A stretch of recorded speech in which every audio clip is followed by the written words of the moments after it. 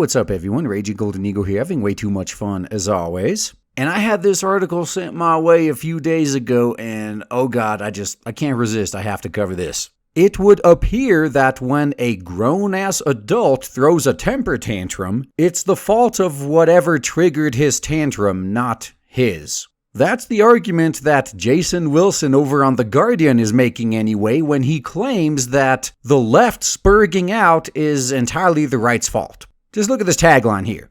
Recent events on U.S. college campuses illustrate how the right has fine-tuned its formula for pushing progressives' buttons. I'd actually be pretty interested to see what this is. So throughout this article, just think of this tagline. The right has fine-tuned its formula for pushing progressives' buttons. Let's see what horrible stuff they've been doing.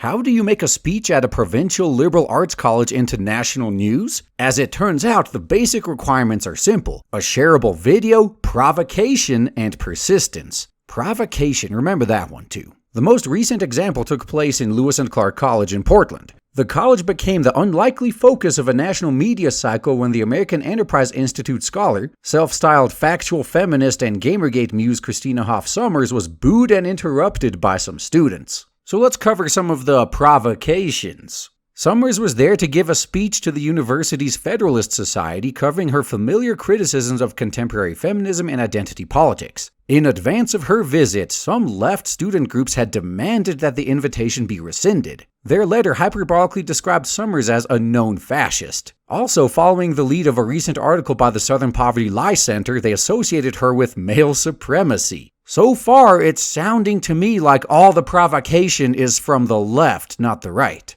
So far, it looks like the only thing the right did here was invite someone to speak at a college, a speech that these leftist students could have just not gone to, and somehow they're the ones that are provoking here. Weird.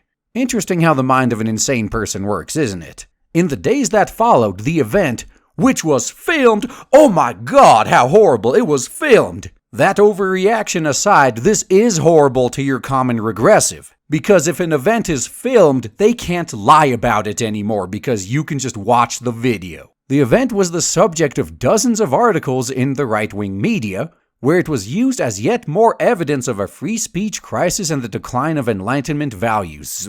And that's wrong how? That's literally what's going on? Let's see what they're complaining about. The widely circulated video that underpinned all coverage was captured and tweeted out by a Portland State University graduate student in politics, Andy Ngo. Ngo describes himself as a journalist and his work has appeared almost exclusively in hyper-partisan conservative outlets like The College Fix. Says the guy whose work has appeared almost exclusively in hyper-partisan left-wing outlets like The Guardian. Pot, meet kettle. There was no media accreditation, but Ngo captured cell phone video and this became the unchallenged record of the event. How is this a problem? Unless you're trying to say that he deceptively edited the video, you got no argument here. Because other than deceptive editing, how could you complain that raw unedited footage has become the unchallenged record of an event? It should be. The only way I see this being a problem is if you're trying to lie and are mad that you can't do so anymore. But either way, I'm going to be skipping a lot of paragraphs now because the guy writing this article has a huge crush on Andy Ngo because he just won't shut the hell up about this guy for the next half a page. Hell, 1.5 pages, damn. This is so typical of the regressives too. They know they have no argument, so they attack the messenger. But damn, okay, just scrolling. He's still talking about this guy. What the hell's wrong with him? Dude, just propose to him already. Holy shit. I'm not kidding. Just go to the link in the description box below and he talks about this one guy for 1.5, 2 pages. No joke.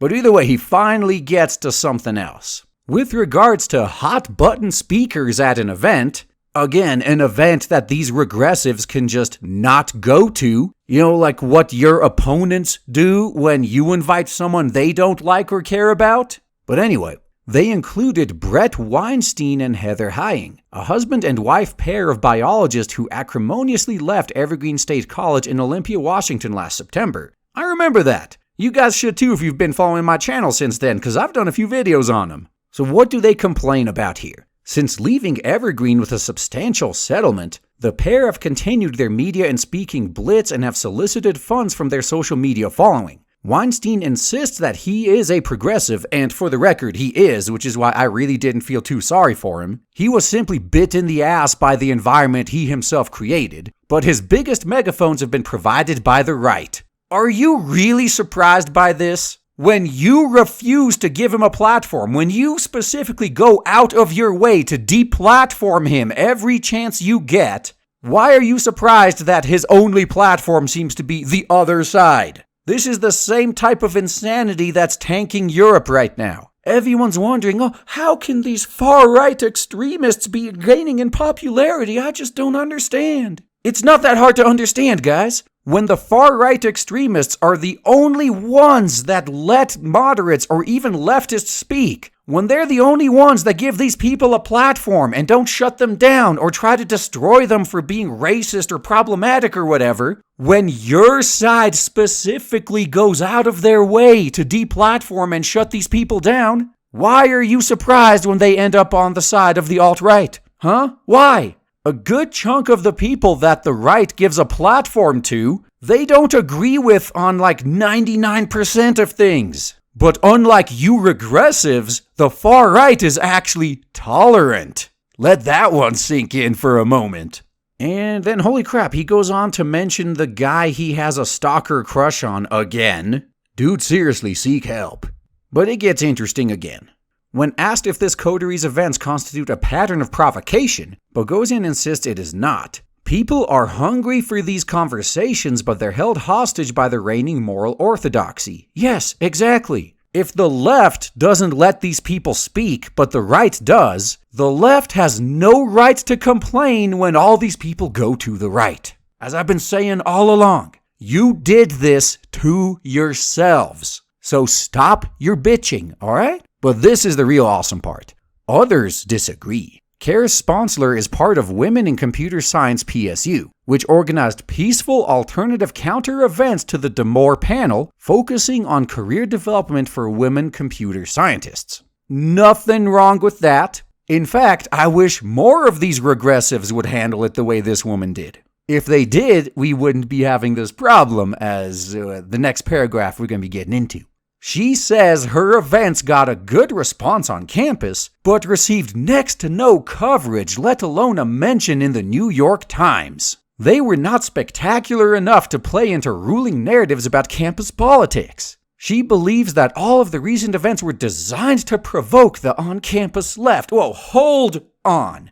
You know why nobody covered your events? You know why they were not spectacular enough to be in the New York Times? Because you didn't have obnoxious man-child right-wingers showing up and disrupting your event. Nobody rushed a stage, nobody smeared blood on themselves, nobody shouted down the speakers, nobody pulled a fire alarm. That is why your event got no media coverage. You want to stop giving the right-wing events media coverage? Then stop spurging out at them, alright? You hate the likes of Milo Yiannopoulos? You know why he's big? Because morons like you make him big. He's big because you spurg out about him. You created his platform. You want to know how to get the media to stop talking about his events? Stop trying to disrupt him. Let the man speak. Why don't you be an adult and just don't go to the event if you don't want to?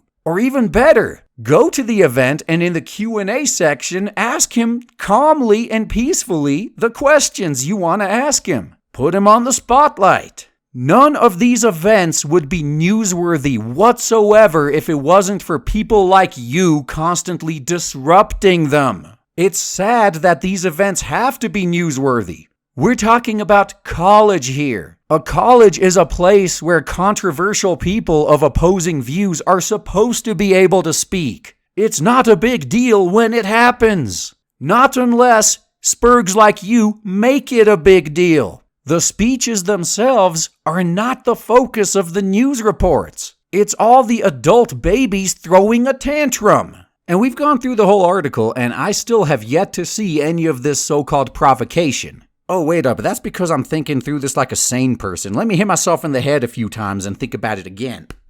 Shit, there. Oh, okay. Ooh, that's better. Oh, I see it now. In their minds, the act of simply inviting someone they don't like to speak at an event that they don't have to go to is provocation. Where have I seen an attitude like this before? This sounds awfully familiar to the people who are trying to claim that what two consenting adults do in their bedroom is in fact their business, and they don't like it and they're gonna put a stop to it.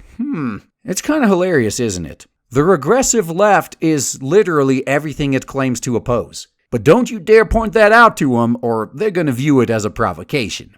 And that's all I gotta say, guys. Thanks for listening.